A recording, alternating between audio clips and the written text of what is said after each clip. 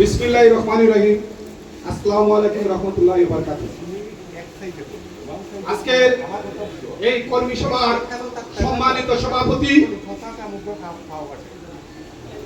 আজকে কর্মী সম্মেলনের সম্মানিত প্রধান অতিথি, যিনি শ্রীমঙ্গল থানার দুবার একবার এই সমন্বয় কমিটির শ্রীমঙ্গলের আহ্বায়ক ছিলেন, আরেকবার উপজেলা বিএনপির আহ্বায়কের দায়িত্ব পালন করেছেন।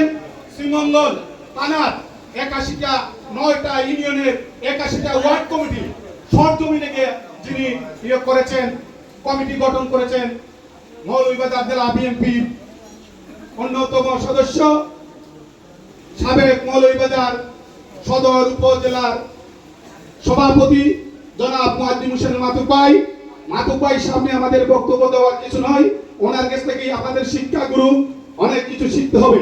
সম্মানিত নেতৃবৃন্দ, আমি লম্বা করবো না, ১ মিনিটে আমার বক্তব্য শেষ করবো। সম্মানিত নেতৃবৃন্দ, আপনাদের কাছে যে বক্তব্য এসেছে, বিগত ৫ই আগস্টের আগে আওয়ামী লীগ ফ্যাসিস্ট সরকারের সাথে যারা মিলিয়ে বিভিন্ন ভাবে দালালি করেছে, এদেরকে যেমন ভাবে ওয়ার্ড কমিটিতে আনা না যায়, সবার মুখ থেকে একটি বক্তব্য আসে। আমরা এইভাবে চিন্তা করব, সবটি ইউনিয়ন আহ্বায়ক কমিটি হবে 11 জনের সিপি নিয়ে, যারা বিগত দিন আওয়ামী লীগ ফ্যাসিস্ট সরকারের দালাল কৌশলকে মিলিয়ে বিভিন্ন ভাবে আমাদের ছাত্র দল, যুব দল, কৃষক দল, শ্রমিক দল, স্বেচ্ছাসেবক দল সহ বিএনপির সকল অঙ্গ সংগঠনের নেতা কর্মীকে বিভিন্ন ভাবে পুলিশি নির্যাতন করা হয়েছে। সে সমস্ত দালালরা কমিটির তেমন স্থান পায় না। সম্মানিত নেতৃবৃন্দ, আপনাদের কাছে আমাদের একটি দাবি, আমরা দাবি করব জেলা নেতার কাছে, আপনারা যেভাবে জেলা নেতৃবৃন্দ উপজেলার সিবি নিয়েছিলেন, আমরা তার প্রতিফলন পাই নাই।